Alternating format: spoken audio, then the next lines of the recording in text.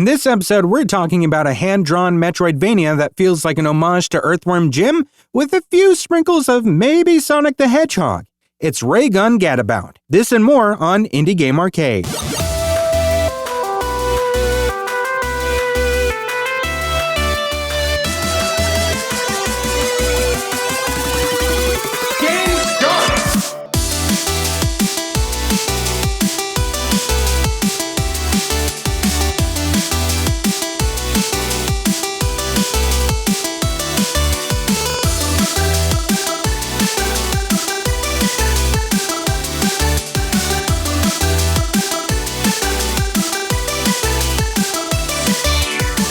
Hey everyone, welcome to Indie Game Arcade, a podcast that deep dives into the latest and greatest indie games. My name's Chris. I'm Joseph. And hey, real quick, go to our YouTube channel, youtube.com/nerdsloth. Check out all the cool videos over there, especially like our top 5 and top 10 videos. People have been really into some of the ones that we've done lately, especially like the Diablo one. I almost forgot. I was like, wait, is that the one? Yeah, that was the one.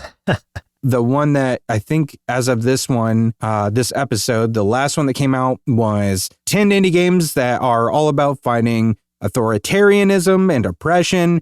If you know any games that aren't on the list, go add those to the comments section and let us know what games you're playing that echo those same kind of themes. And we are switching from like Mondays to Saturdays. So like the soonest one that's going to do that is coming out tomorrow. So that's going to be 10 indie games for folks that love Solo Leveling, the anime. That's going to be a really interesting list. And I'm really excited for people to watch that one. So if you know some that you think people that love the anime or manhwa Solo Leveling should play, let us know. As long as they're indie titles. That's the catch. Every once in a while I'll get someone that's just like, oh, but have you played this one? This should be on the list. And I'm like, but that's not an indie game. That's not what we're doing. We're trying to elevate indie titles.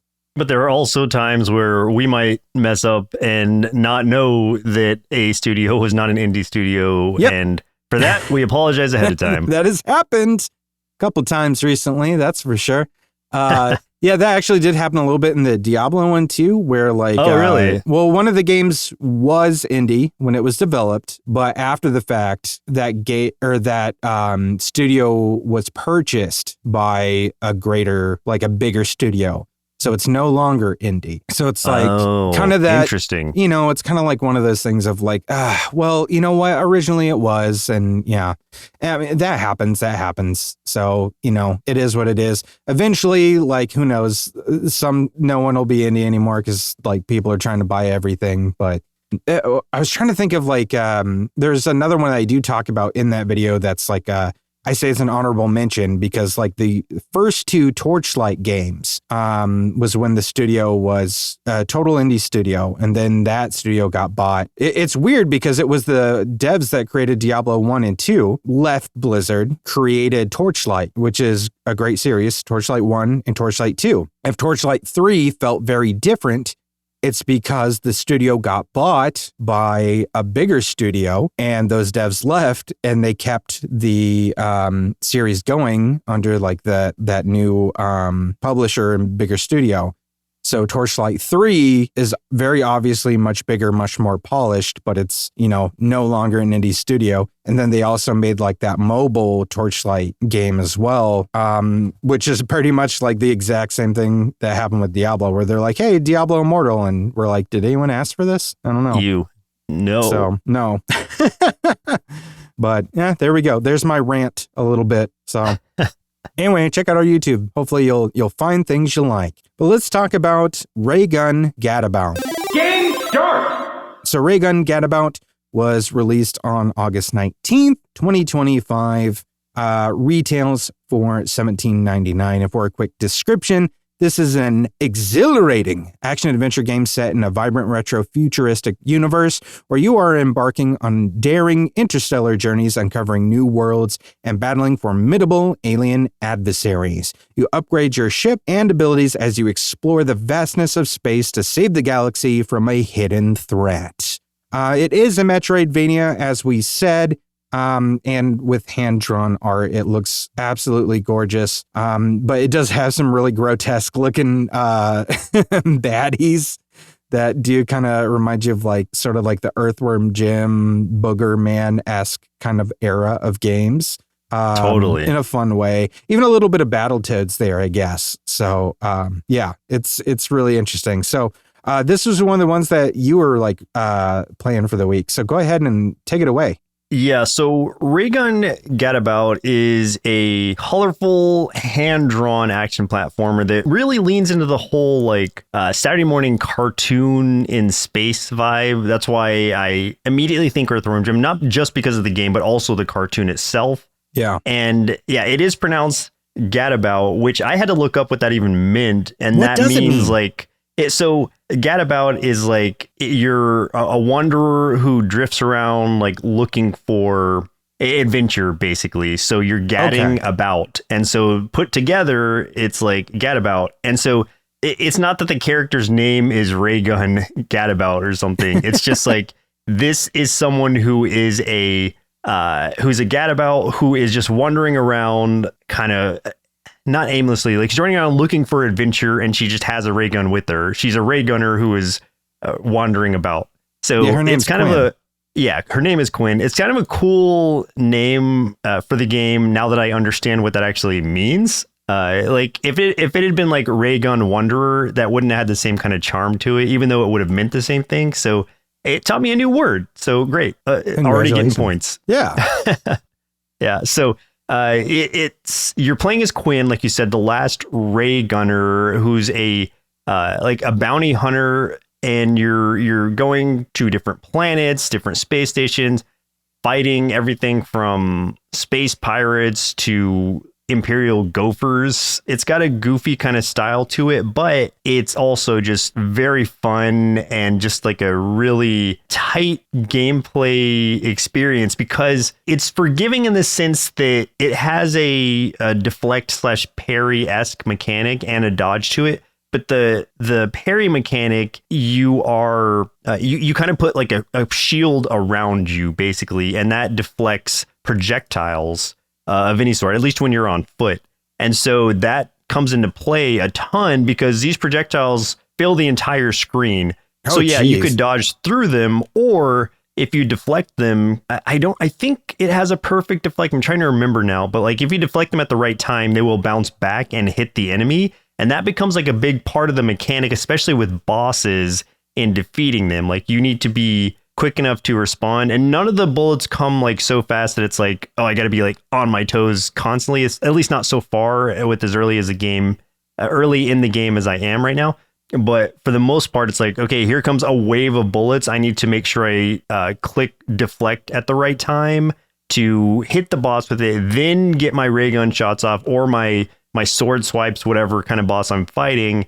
And it just feels really interactive in a way that I enjoy, because I love, that's what I love about just parry combat, is that it is interactive. I feel like I have a bigger just say in how the battle's going to go. I'm not just sitting there waiting for something to, I guess a boss to open up to where it's like, okay, now he's vulnerable, I can go fight him. It's like, no, I'm constantly doing something. And that feels really engaging in a way that a lot of games of this style, well, especially like Metroidvania style, just haven't for me. As much as I enjoy the genre as a whole, it's like some of them just feel slower, or the combat is a lot more, I don't know, like hurry up and wait based. And this one is like, no, you have to be constantly acting or reacting, or else you're going to go down. And it's not like a roguelike, so it's not like you're resetting your run or anything. It's just a Metroidvania, so it will, I think, take you back to a checkpoint. I don't think I died really during the thing, so I don't know what happens, at least so far, when you die. I assume you just go back to your space station, because that's kind of the central hub for it all, is the space station. You're there, you're accepting like the story missions, or some sort of like different bounty kind of things you can go hunt down. It's a 2D platformer for the most part, but then there are also, when you're out in space, you're literally flying with your ship, and you can be intercepted by space pirates while in space. And that's where it becomes sort of cool.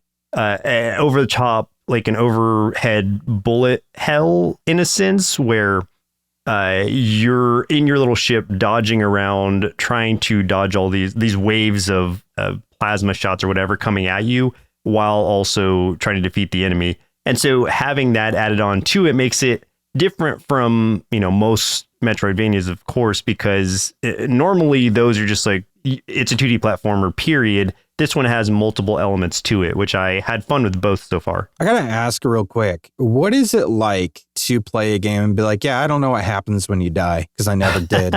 What's that feel like? Well, I mean, okay, honestly, I think this one is pretty forgiving. Like once you figure out the mechanics behind it, and I just say so far because I'm very early on, so I'm not saying it's like so easy I'm going to just breeze through it. But in the first few levels, because of how much agency I have in dodging or parrying things with my my bubble, nothing felt like unfair to me or overly easy either. It felt like the right amount of challenge to be satisfying combat without punishing me for making any mistakes. It just like the combat and the platforming and everything, like looking at it, it looks so incredibly fast that like, I don't know how you didn't die. Cause I'm like, man, I feel like this is one of those games where like every once in a while, I'll get one where it's just like, I die immediately in the first like, few moments of the game. It's like, I got to die a few times to understand what I need to do differently. It's pretty fast, but I promise you, like once you kind of get into the groove of it, you'll see those big shots coming at you and you'll actually like kind of be happy about it because it's like, okay, cool. I know I'm going to get an easy shot on the boss right now because these are going to deflect right back at them. With that, I will say the shield is actually like, it is on a cooldown, so you can't just hold it down the whole time.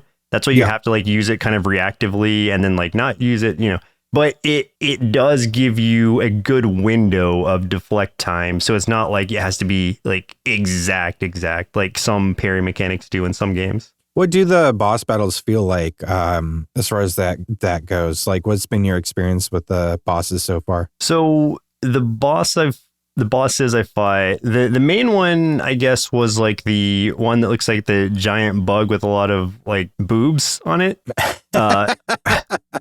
Like mama bug. Yeah, mama bug with like 8 boobs, because they don't look like just basic nipples on like a mammal kind of thing, or I guess on a mammal they do, but they don't just look like basic cow udders or anything. They're straight up boobs, but they're just boobs. Yeah like that one you can kind of see in like the trailer of the game a little bit. Even like it looks like it's very fast, but you can also see the deflection happening at the same time while you're shooting. So it was really fun because then it became like okay, how can I optimize my deflection to make sure I'm getting as much shots going back at her as I can in one swoop when she's shooting the wave of things.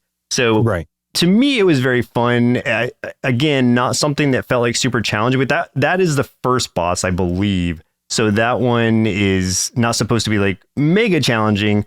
And it's also right after you unlock your moves, because you kind of go through a thing where it's like, you're on the first level, you hit a thing where I don't know if you get amnesia or what, I can't remember what it was, but you forget how to do all your cool moves you can initially do. So it's like, okay, great. And then you have to go gather those again. It was a pretty short process to get at least the first few moves that I have back. I don't think I have every move that I'm capable of doing yet, but I have my dodge, I have my deflection, and I have my ray gun and my like a sword. It kind of looks like my sword, which is also like used as a deflection mechanic in some ways. Okay. So like I've got there's a lot of tools there. It's not an overly complicated game, so I don't mean to make it sound like that. It's just like a really good time and a satisfying game at the very least, because it just feels good to play, and ultimately, like, sometimes that's all you need in a game. Is there a healing mechanic at all to this, or is that like hard to come by? Yeah, there is. There are some things you can set up in a way like on your character that will allow her to heal like as she's doing certain things. I think like when she deflects, like it heals. I don't remember exactly how those are set up, but you essentially have badges that you're equipping to yourself, and that lets you in in the same way you would make a build in like a roguelike game. Not that this is a roguelike, but like in the same way you would like make a build like that, you can at least kind of customize your character with those badges to fit around your gameplay style. And so, cool. you can heal. And I think there are other heals, and they're just like literally like maybe medical, like green plus signs that just appear around the level or something. But sure. Yeah. So there are multiple ways to heal once you find them. Just like the idea of being able to have that level of customization, like with the badges and everything, so that like, it's a Metroidvania in which, like you were saying earlier, you felt like you had a lot of agency in. And yeah, I really like that idea, so that you have control over, how Quinn's going to play and everything. Yeah, because that makes it just feel more unique to your play style too. Not everybody plays the games the same, obviously. So if I want to be more like in the bosses or in the enemy's face, kind of like doing max damage kind of deal, but like leaving myself more vulnerable, then I can do that. Or I could have more of a defensive build where it's like, okay, I might not be like able to do a ton of damage right away, but I can at least survive this encounter if I'm cautious or if I'm like concerned about it. So I just like when there are mechanics like that. That was the same thing with Ragebound also. Like there were with Ninja Gaiden Ragebound had those sort of same not badges. I can't remember what they were called, but like both sides, both the main guy and the other ninja can equip these different relics that would customize the way that they play. And that's either like some of them even were like take more damage but do more damage, or you don't get any heals at all in this level, but you get like a bonus rank up thing at the end or whatever the deal is. So it's like having all that makes 2D side-scrolling experiences really a lot more interesting to me, because that just lets me have, even if I'm playing the same game and the same level, it feels different if I'm playing like in a different style. Feel like I want to give this a shot. I didn't get to play it this past week, which I wanted to try out the demo at least, but I couldn't get around to it. But I think I'm in, man. I think you've talked me into it. Great. I would love for you to play this also, because I think you will have a good time. And it is so reminiscent of the cartoons that we just enjoyed as kids. So I would 100% recommend this game to anybody. I think it is right now, there's only 12 reviews on Steam, so it is obviously like a sleeper hit in my mind. Yeah, I just think that more people need to play it. So let me just bring that to people's attention, please. Like, if you like any of the games that we've talked about as a comparison, or just enjoy Metroidvanias, I think this one's absolutely worth a shot. Power up! Hey, if you're enjoying this episode so far, do us a favor and throw us a like, a follow, share the episode or the podcast with the folks who love indie games, so we can get more of these game recommendations out there and support indie game devs.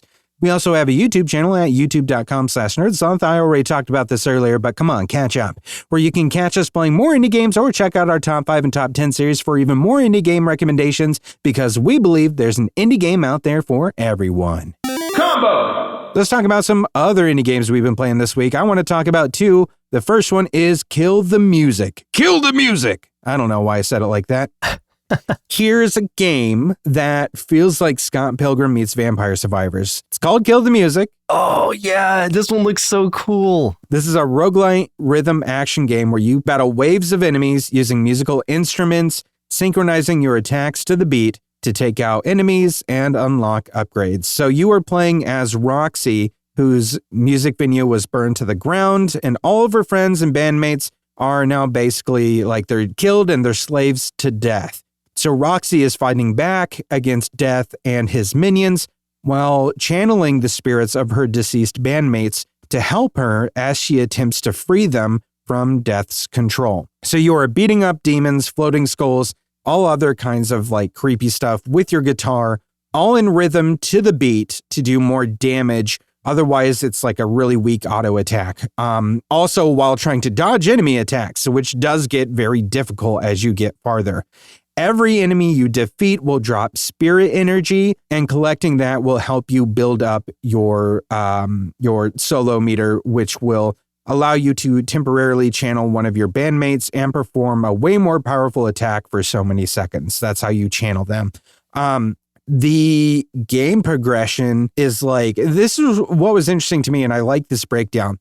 there's so many stages that scale up in difficulty. And within those stages, there's like 10 separate rounds of combat before you get to the boss. And then between each round, there's opportunities for upgrades that allow for some custom builds.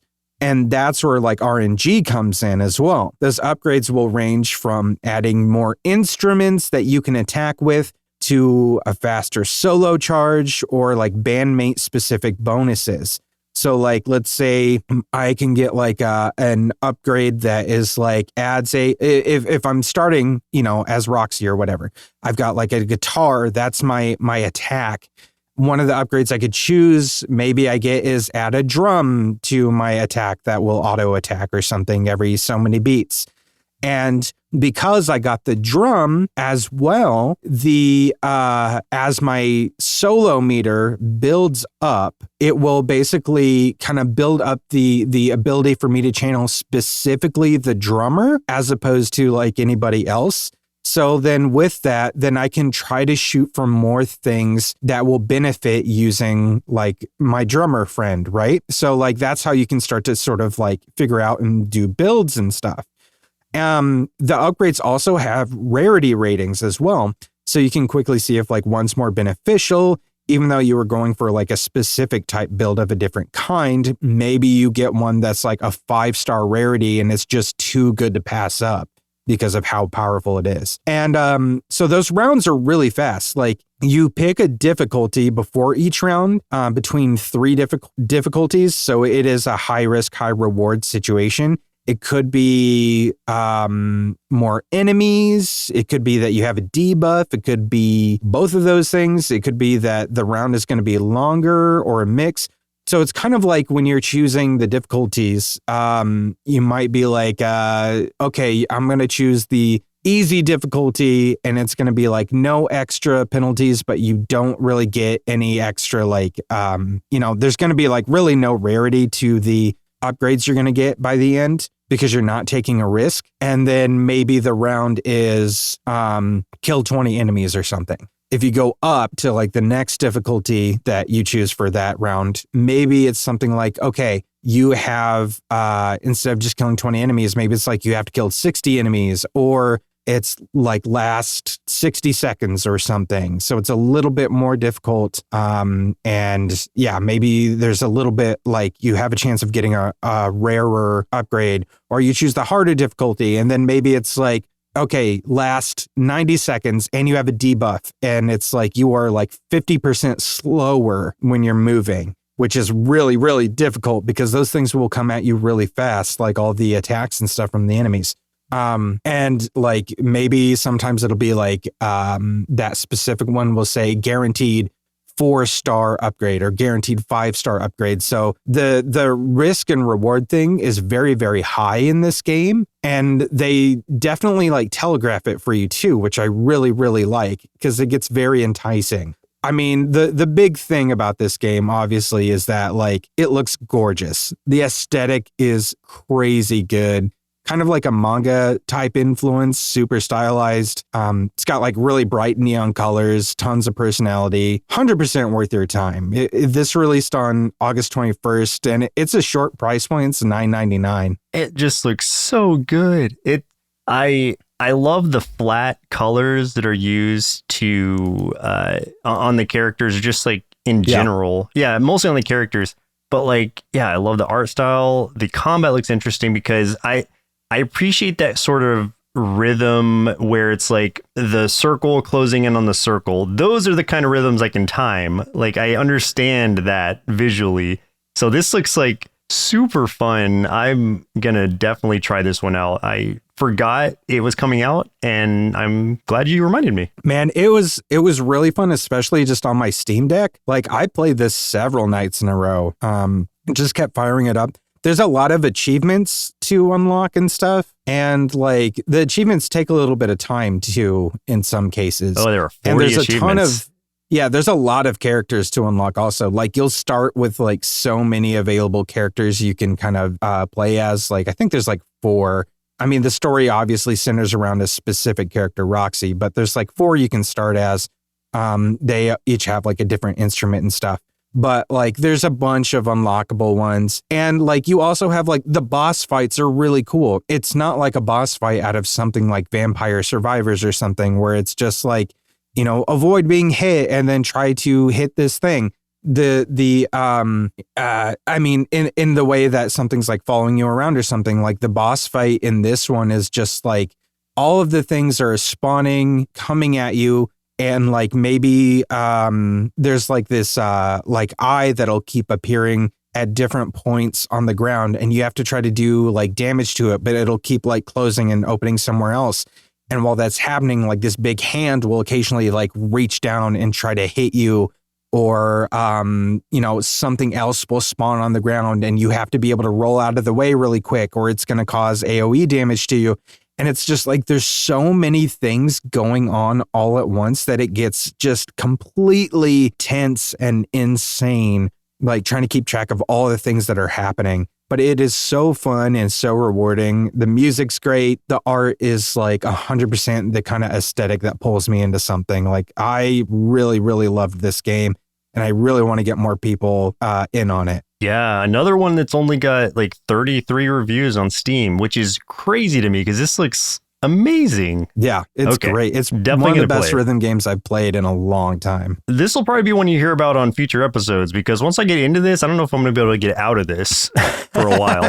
Yeah, exactly. I got one more I wanted to talk about real quick because all the stores have their Halloween stuff out already, right? So it's nearly time for spooky season. So here is a spooky indie game to kick it off. This is Deep Sleep, Labyrinth of the Forsaken, developed by Script Welder. This is a point-and-click adventure horror game that includes turn-based combat, choices matters storytelling, and it's definitely, it hits a similar vibe as games like Silent Hill. So this is also like the fourth installment, and it's also like a standalone entry in this overall Deep Sleep series that I didn't know existed actually, but there's like a trilogy. But in this one, it's like I said, it's a standalone where you play as this woman named Amy who enters into the dream world to try to figure out the truth behind her brother's mysterious death. So you are investigating, solving lots of puzzles, choosing dialogue options, and avoiding and sometimes fighting horrific nightmare kind of creatures. And you also get to utilize the idea of like lucid dreaming, where you can recall an item that you've already encountered or used in the past. Like, for example, let's say that you had a medicine bottle. You've used your medicine bottle. Now you're injured again. You don't have a medicine bottle anymore, but you can use the little lucid dreaming thing to bring back a medicine bottle for yourself, but it's like it's like less powerful. So like, whereas let's say the original medicine bottle would give you like so much health back, like 4 instances of health, this will give you just like 1. So I like that idea. I think that's really interesting. It's very creepy, very moody, fixed camera angles, but it's not like the thing where it switches from an over-the-shoulder view to a fixed camera view. So it's not like disorienting or anything. It's always just fixed camera angles. So I know I like complained about that a lot with another game that we played or talked about a few episodes ago. I think it was Heartworm. Yeah, how I remember like that. it just kept getting turned around because of it. So this is just always fixed camera, and it works just fine. It also utilizes that retro VHS style fuzz that we've been seeing a lot in horror games the past couple of years, and I really enjoy that. It's just that extra aesthetic. I just love that. I think Crow Country is the first one I remember that like I really got into that started like adding that a lot. So like that is kind of stuck in my mind as almost like the blueprint for like the type of horror games I'm looking for lately. So this adding that just makes me happy. Retails for $19.99, which to me seems pretty steep. I don't know how long this game is. I have no idea. I'm hoping it's long for the price point, but the rest of the games in that trilogy I was talking about are like incredibly short, like shorter than short. So so for the price, I have no idea, but like, I don't know how long it is. Like I tried to look it up the other day on how long to beat. They didn't have the info for it yet. So I don't know. But I think it's like, if you like horror games, I think this is one to kind of keep an eye on, see what other people say, and check it out, especially if you like things like Silent Hill, for sure. If you like pointing and clicking, this is a game for you. Hey, but it does have turn-based combat, which is something that you like. Yeah, So, yeah. And it really is creepy, man. It gets real creepy. Actually, I want to bring up a game that we've talked about before and is also... I don't want to say it's point and click, but there's pointing and clicking involved, which is... It does utilize the pointing and the clicking. Yeah, but in a more refined way. This is Inkshade. This is the one that is a lot like... Yes! I'm so glad you're into it. Crap, what is the game that it... Inscription? Inscription, yeah. This is the Inscription-like one that is... you're in a dark room, you don't know who you are, where you are, and there is this like menacing... presence who is on the opposite side of this board from you. And the board in this case, instead of like a card game like Inscription, is a like hexagonal grid based almost board game kind of thing where you're setting out figures and then you go into a tactical combat scenario. And I love turn-based tactic games. So this one already, like, even if it was just that part of it, I would have been intrigued by it. But the fact that it's got this crazy story going on, and as you're going through it, you're unlocking new things, that is just so satisfying to me. I was just playing it before we recorded, actually, trying to get some time into it.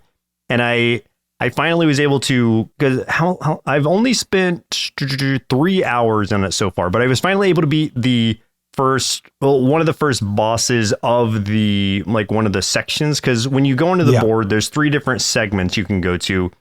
You're going to have to beat all 3 eventually, but what those do is they unlock different branching paths that are randomized, as with any roguelike. And so you're going in to one of those, and as you do that, you're gonna die the first time. Like, you just don't have enough units and or powerful enough units to survive, especially in a turn-based, like, that is like, there's no way you could get through it without upgrading your unit. So it's going to be very punishing and feel very punishing at first. But then once you start getting the currency that lets you upgrade your individual units, that's when it can really start shining. And the units are upgradable in really interesting ways. They all have different stats and different sort of upgrade paths, different things they can do. Like, for instance, you can have just a melee character, a range type character. Like, one of my most powerful units, for instance, is the hunter. And what the hunter is, like, I just chose him because I liked that he had some range. And he was one of the first character classes that I unlocked. And so I have him set up to where everybody starts out doing like 1 damage. So now my hunter can do 3 damage. And he's able to move quite a ways, and he has a range of 3 also, so he can do good damage from a distance while other units are kind of just like soaking up hits for him, because he can only get up to 2 health. He can't upgrade his health, like, that's the trade-off, whereas other units are more health heavy, or some have like natural defenses on them that you can upgrade to. This hunter is just there to be at range and do damage, but he's very squishy. So that's the trade-off of that. That's physical damage. There's also magic damage and magic defenses and different things like that. And all these, when I say classes or characters, like, they're all these little like almost like chess looking pieces. Like, they're little pieces that are carved to look like whatever the class is. And the gameplay part of it is fun for me in and of itself, like that portion of it. But then, like I said, there's a whole like mysterious thing going on in the world around you where it's like, okay, I beat this one boss. Now it gave me a key to unlock a new door. And there's so many doors that are locked that you can't go through. And so that opens up this huge new area. I'm like, okay, well, what can I do in this area? And then there's different like puzzle aspects to it where it's like, okay, well, this thing needs to be like rotated in this way. And I don't want to like miss these other things. There's all these switches that you can like find to attach to this one door. I haven't found all the switches for the door yet, so I can't activate it. But there's so much going on, and all surrounded by this really fun core gameplay mechanic that has kept me very enticed. Yeah, man, I knew you were going to love this game. As soon as I started talking about it, that episode that we brought it up, I was like, oh God, I hope he plays it. when you started talking about this a second ago, you couldn't see it because we don't have our cameras on, but I started doing a little dance in here. Nice. It was a really bad dance, but I need you to know a dance was done. The thought that counts. And so, yeah. So just know a dance is taking place. I'm very happy that you're liking it.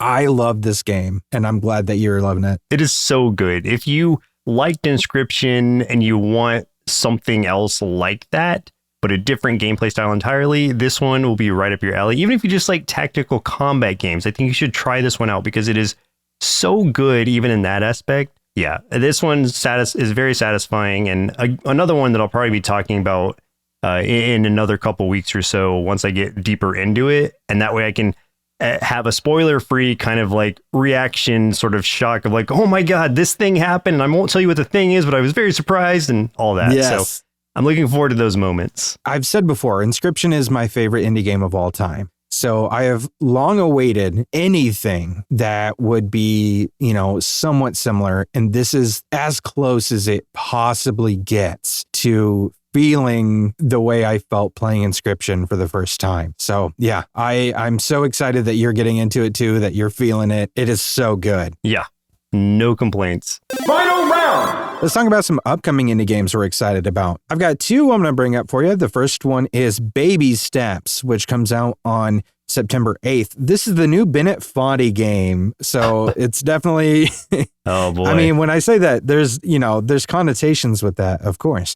You're playing as a guy who was like unemployed and I think was just like a gamer for a long time and then forgot how to walk. And so he's like learning to walk again. So it's like a physics-based... Because he's been sitting in his chair for so long? Yeah. So it's a physics-based walking sim where you got to control both feet to get this guy, Nate, to walk through this really long journey full of like, possible traps and pitfalls. And like, it's not like he's going to like the grocery store or something. Like he's going on a full-on like, almost Hobbit's journey through Middle Earth type thing. Like he's like climbing around mountains and forests and, things like that. But yeah, it is a physics thing using like, both legs are being controlled separately. So it's it's going to be great. I can't wait to play this. It's going to be insane. It looks insane. It looks hilarious. It looks frustrating in the same way that Getting Over It with Bennett Foddy did. And I am also excited. These kind of like rage-inducing games are so surprisingly fun and satisfying if you can actually make any headway. Yeah, I just love the simplicity of it, just the idea, and like also just kind of the tongue-in-cheek humor of it. It's not like some person like with an injury or something that, it's a guy that's just sat in his gamer chair for so long he has to relearn to walk. It's like not... I think about it of like when you sit on the toilet for too long and then it's just your legs fall asleep. Your legs are just totally asleep, and then you have that tiny little like shuffle that you do to try to get to the sink, Yeah. where you're like, yeah, where they're like locked up because you cannot, there's no sensitivity left in them. Yeah. I felt that. I like in a little bit like darker of a tone. Like I've been in a hospital bed for 3 months, and that was like, we're learning to walk again, especially after being like in a coma for a couple weeks, is like a weird thing that you don't think about until you're not doing it for so long that you're kind of, you atrophy a little bit. And you're like, oh, let me like relearn this. Luckily, like it's like riding a bike in that way, I guess, where it's like you're never going to really forget once you learn how to do it once, but your muscles may forget because they're like, well, we don't need to do that anymore. We're going to completely stop being used or stop being useful for that kind of action. Yeah, I kind of forgot you actually have like experience having to do that, like having to relearn to walk and all kinds of stuff. So yeah, it'll be... Yeah, this is going to be an interesting game for you, especially. Right. But I am glad that they didn't like take it down a serious route, like having this kind of like, you know what? I'm going to go back to it's the way to do it. To Peak for a second, just because I just want to say that like in Peak, even though it is like a mechanically sound and challenging game, because it's surrounded by that goofy aesthetic and it just like it is having fun with itself, it doesn't ever feel like I don't know. I never get like upset playing peak. Even if I lose, I'm like, well, you know, at least it was funny. At least I fell in a funny way, or like I exploded because of this one thing. And I'm hoping this game would kind of feel that same way. Yeah, that's what I'm kind of hoping for too, as far as an experience that comes from this. So yeah, I've been looking forward to this since they showed the first trailer for it months ago. And yeah, I'm ready to play it. It's going to be good. The other game I want to mention is one that mostly I wanted to bring it up for your sake, because I think you'd be very interested in this. This is called Baki Hanma Blood Arena. Oh, yes. I know of this game. Yeah, September 11th in 2025, Year of the Lord. This is a super over-the-top anime-inspired tournament fighter using kind of the Super Punch-Out style of combat. Yep. And it just looks so insane that, like, if you hadn't seen it, I was like, I have to mention this so that you can see it, because it just looks fantastic. Yeah, this is one of those things where it's like, this is an anime that I have seen some of. I don't think I've seen the whole thing, but I've watched a lot of this anime, so I am familiar. When I saw the name Baki, I was like, oh, is that based on the anime? And it sure is. And it looks like it too. Like, it is visually the exact same way the anime looks, and also just as bloody, it looks like, from seeing some of these screenshots. Yeah, it looks so insane. That looks super cool. What a unique idea too, because I've never seen anybody like try a Super Punch Out style in like a different way or with a different genre, and that's just like a really neat sort of take on it. Well, there will be another game coming out that does use the Super Punch Out style, and I'm trying to remember what it is, but it is definitely one up your alley because it's all puppets. Oh yes. I don't know when it's coming though. It was like Felt This or something, right? Or I know it was Felt something. Felt That. Yeah. Boxing. Yes. Something like, it's definitely got Felt in the name for sure. So yeah, I know that'll be one you're going to be interested in. Wow, is it just like Year of Super Punch Out games? That's crazy. It might be, yeah. It was Year of the Ninja at the beginning, and now maybe it's going to start morphing into Year of the Punch Out games. Yeah, why not both? You can share the spotlight. ¿Por qué no los dos? One of the ones I wanted to bring up was like Quartet, and this is one that has already come out by the time you're hearing this. Oh, yeah. Quartet is a very like classic JRPG turn-based combat looking game, and maybe even like playing game too. It just looks like heavily inspired by like classic Final Fantasy games, like Final Fantasy 6 or 3 in America, things like that. And yeah, it just actually, I would say perspective wise, almost more from the Dragon Quest kind of deal, because it's like you are seeing the enemies all like face forward instead of like you being at an angle like the Final Fantasy combat, but your characters are visible on the screen. You're just seeing the backs of them. So I don't know much about this game as far as like what it's about or anything, but I just like the look of it immediately because that sort of game is always going to be appealing to me. Yeah, this is one that I was going to try to play possibly for next week a little bit if I get the chance to. There's some other ones I also had in mind, but this was definitely on the list of ones I wanted to try to get my hands on because, it looks really cool. If you go into Steam, you can see like somebody playing it right now. I don't know if it's maybe one of the devs or something, but yeah, it looks like a fun game.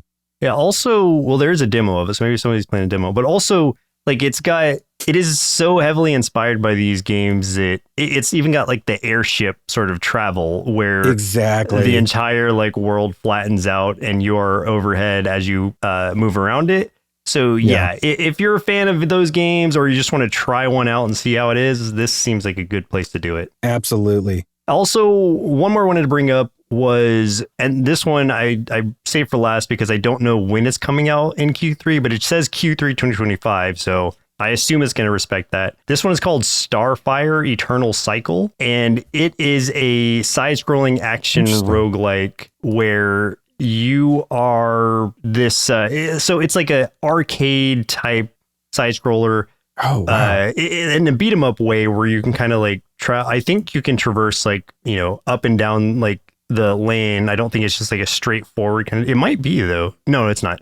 You can, so you're this like anime looking character person who has these crazy abilities, it looks like, as you're going through fighting these giant bosses and like bigger enemies. It almost looks akin to like Mega Man in a way, as far as her stylings go, but like just a cooler looking Mega Man. If you're familiar with like Battle Chasers from Joe Madureira, the comic artist, it reminds me of Battle Chasers in a way, kind of a blend of some of those styles. But as you can tell, I know nothing about this game, but it just looks super cool, and the combat looks fun, and it looks like the right kind of chaos, and it's got just a great art style. So yeah, very appealing to me, and an action roguelike. So of course I'm going to try it. Yeah, it looks really solid. The art is crazy good. It's it looks somewhat cel shaded in a way, but like with hard lines and stuff. So like I don't know. Yeah, it looks really good. Yeah, like it's hard to describe because it's like you see so many of these games and they all kind of look very samey, but this one just has kind of unique style to it. So especially artistically, like the graphics look fantastic for what it is, especially for a game through an indie team. So I don't know, this one looks like it's got a lot of polish to it. I'm honestly surprised that it's not kind of go through some kind of crazy early access thing, and they're just bravely bringing it out as is. So yeah, Q3 2025 at some point. We'll see. Yeah, we'll keep our eyes on that because I'm kind of interested in this one too. It looks like she's got like a mix of like a lot of elemental powers and some other things going on as well. But like, yeah, it looks great. Yeah, and I'm sure there's going to be like customizable builds with her character. It looks like she is the only character that you're playing as, but the build customization is what will keep the games unique, I'm sure. Definitely. Yeah, it looks good. Game over. Well, if you had a good time listening to this episode, stick around for the bumper to learn how you can help support the show and all the things we do here at Nerd Sloth Creative. You can also check the show notes for our link tree, which will take you to our social media, Discord, subreddit, merch store, and all the other cool stuff. But get in touch with us and let us know what indie games you're playing to help us elevate these games so we can help support indie game devs. But that's game over for us. My name's Chris. I'm Joseph. And we'll continue on the next episode. Continue. Indie Game Arcade is recorded and produced by Nerd Sloth Creative. If you're looking for more gaming content, head over to youtube.com/nerdsloth for indie game let's plays and recommendations. If you'd like to support the show, head over to patreon.com/nerdsloth, where you can select a pledge and receive access to hundreds of hours of bonus content from everything at Nerd Sloth Creative. If you're an indie game developer and would like us to review your game or explore other opportunities, send an email to nerdslothcreative@gmail.com with the subject line Indie Game Arcade. Thanks for listening, and keep supporting indie game devs.